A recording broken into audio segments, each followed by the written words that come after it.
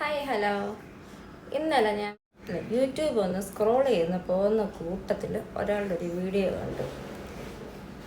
കഴിഞ്ഞ ദിവസം വരെ, അതായത് മിനിഞ്ഞാന്നൊക്കെ എന്നെ അങ്ങനെ അല്ലല്ലോ പറഞ്ഞത്. നിങ്ങൾ ഇപ്പോൾ ഒന്ന് ഉത്തരം പറയണം എന്നൊന്ന് തോന്നി. ഇത് ഞാൻ വരച്ചതാണ്. ആ കൃഷ്ണൻ്റെ ഫോട്ടോ ഞാൻ വരച്ചതാണ്. എൻ്റെ ഈ ദേവിയുടെ ഫോട്ടോ ഇതും ഞാൻ വരച്ച ഫോട്ടോയാണ്. ഇതാണ് കൃഷ്ണൻ്റെ ഫോട്ടോ. ഞാൻ ജസ്റ്റ് ഒന്ന് എഡിറ്റ് ചെയ്തൊന്ന് എടുത്തതാണ്. ഞാൻ നേരത്തെ വരച്ചതാ.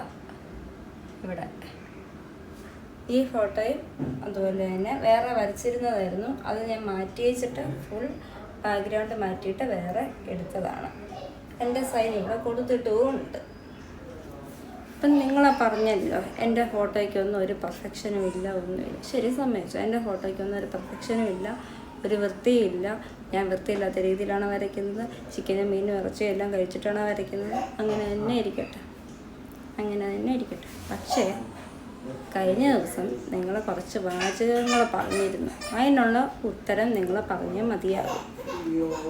ഒരു നാക്കുണ്ട്, ഒരു വായുണ്ട് എന്നും പറഞ്ഞുകൊണ്ട് എന്ത് തോന്നിയ ദിവസവും വിളിച്ച് പറഞ്ഞാൽ എപ്പോഴും ക്ഷമിക്കും എന്നും പറഞ്ഞുകൊണ്ടിരിക്കാൻ പറ്റത്തില്ല. അതൊരു കാര്യം. ഇപ്പം എങ്ങനെയാ പഴച്ചുണ്ടായ സന്തതി എങ്ങനെയാ മൂത്ത സഹോദരിയായിട്ട് കണക്കാക്കണമെന്നും പറഞ്ഞിട്ട് നിങ്ങൾ എന്തിനാ ഇപ്പം വന്നത്? നിങ്ങളാ പറഞ്ഞത് ഞാൻ എൻ്റെ കൂടെ വെക്കാം. അപ്പം നമുക്ക് ആ വോയിസ് ക്ലിപ്പ് ഒന്ന് കേൾക്കാവേ.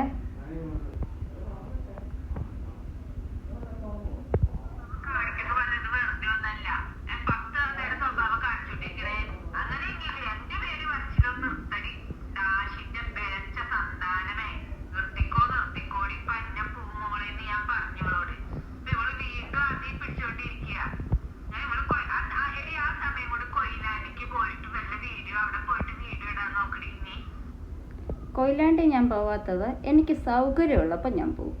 ഞാൻ ചിലപ്പോൾ പോയെന്നിരിക്കും, പോയില്ലെന്നിരിക്കും. അത് നിങ്ങൾ അതിനകത്ത് ഇടപെടേണ്ട കാര്യമില്ല. അത് ഞാനും ജസ്റ്റിനും തമ്മിലുള്ള ഇഷ്യൂ ഇല്ലേ, അത് ഞങ്ങൾ തമ്മിൽ തീർത്തോളാം. നിങ്ങൾ അതിനകത്ത് കയറി ഇടപെടാൻ നിൽക്കണ്ട. നിങ്ങളുടെ പേര് പറഞ്ഞു, ഞാൻ അന്ന് നിങ്ങളുടെ പേര് സംസാരിച്ചു.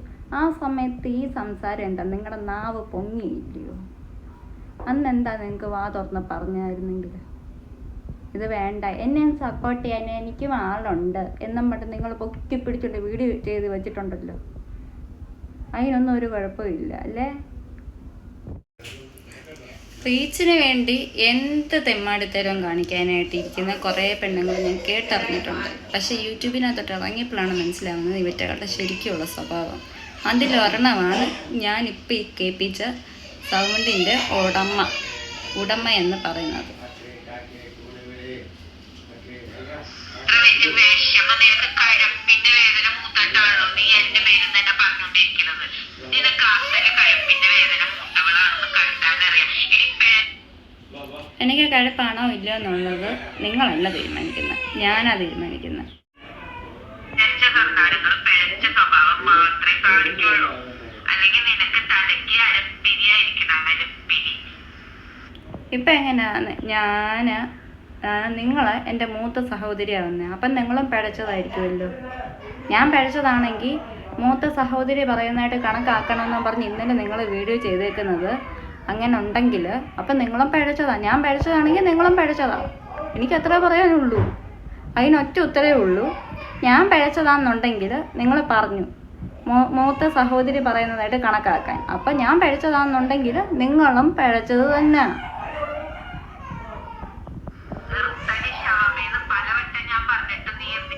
എപ്പോഴാണ് എന്നോട് നിർത്തടി എന്ന് പറഞ്ഞത്? ഏത് സമയത്താണ് നിങ്ങൾ പറഞ്ഞത്? ഒരു ഇതിലും എന്നോട് പറഞ്ഞിട്ടില്ല. വേറെ ഇതാ വരുന്നത്, പക്ഷെ ഞാൻ പറയുന്നില്ല. നിങ്ങൾ ഒരിക്കലും എന്നോടത് പറഞ്ഞിട്ടില്ല. അതിൻ്റെ പ്രൂഫ് ഉണ്ടെങ്കിൽ നിങ്ങൾ എടുത്തിട.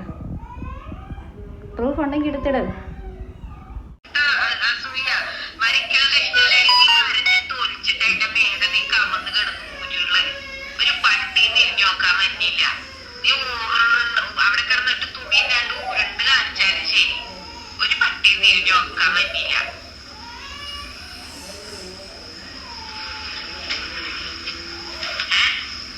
നിന്നോട് ഒരു അസൂയയില്ല നിന്റെ പടം കണ്ടിട്ട്. ഇപ്പൊ ഞാൻ എടുത്ത് വ്യക്തമായിട്ട് പറയാണ്, നിന്റെ പടം കണ്ടിട്ട് സഹതാപം മാത്രമേ ഉള്ളൂ നിന്നോട്. സഹദേവിക്കാൻ നിങ്ങളാരാ? രാജാ രവിവർമ്മയോ? ആണോ? അല്ലല്ലോ, എന്നെപ്പോലെ തന്നെയല്ലേ നിങ്ങളും. അപ്പം കൂടുതൽ വാചകം വേണ്ട. നീ വരയ്ക്കുന്നുണ്ടെങ്കിൽ അത് മര്യാദയ്ക്ക് മനുഷ്യന്മാർക്ക് കൊള്ളണ പോലെ വരയ്ക്ക്. അതുകൊണ്ടാണല്ലോ എനിക്ക് ഓർഡർ കിട്ടുന്നത്. അതുകൊണ്ടാണ് എനിക്ക് ഓർഡർ കിട്ടിക്കൊണ്ടിരിക്കുന്നത്. അത് നിങ്ങൾക്ക് സൂഹിക്കുന്നില്ല. അത് ഇപ്പോഴും നിങ്ങൾ അത് തന്നെ പറഞ്ഞുകൊണ്ടിരിക്കുന്നത്. എനിക്ക് പറയാനില്ല. അമ്മേനെ കെട്ടിച്ച പ്രശ്നങ്ങളിൽ ഇടപെടാൻ നടക്കുന്നത് ഈ സ്വന്തം തന്റെ ആരാണെന്ന് ആദ്യം പോയി തപ്പി കണ്ടുപിടിക്കും. തന്റെ ആരാണെന്ന്. എന്നിട്ട് നീ ബാക്കി കാര്യങ്ങൾ കാര്യങ്ങൾ അന്വേഷിക്കും. കേട്ടല്ലോ? അപ്പം ജസ്ന നിങ്ങളെ ആ പേര് വിളിച്ചതിൽ യാതൊരു തെറ്റുമില്ല. ജസ്ന അരുണും ആ പേര് നിങ്ങളെ വിളിച്ചതിൽ യാതൊരു തെറ്റുമില്ല. ഇപ്പം ഞാൻ മാറ്റി പറയുന്നു. അന്ന് ഞാൻ നിങ്ങൾക്ക് വേണ്ടി സംസാരിച്ചു, സഹതപിച്ചു. പക്ഷെ ഇപ്പം ഞാൻ പറയുന്നു, സക്സസ് ആവത്തില്ല. ഇത് സക്സസ് ആവാൻ പോകുന്നില്ല. കാരണം ഇന്നാണ് ഇത് ഞാൻ പുറത്തിടുന്നത്. എൻ്റെ അച്ഛൻ കേട്ടു, അമ്മ കേട്ടു.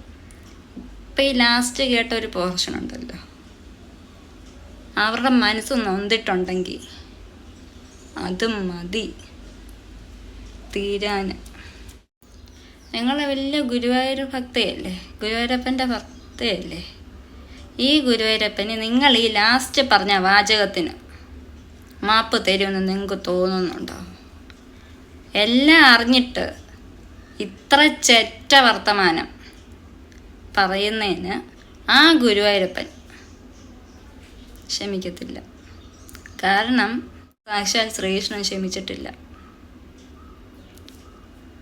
ശിശുപാലൻ ക്ഷമിച്ചിട്ടില്ല. 100 തെറ്റ് മാത്രം ക്ഷമിക്കുമെന്നൊരു ഇത് കൊടുത്തു. 100ാമത്തെ തെറ്റും കടന്ന ദ്രൗപദിയും ചേർത്ത് ഒരു വാചകം പറഞ്ഞപ്പോഴത്തേക്കും പുറത്തില്ല ഭഗവാൻ.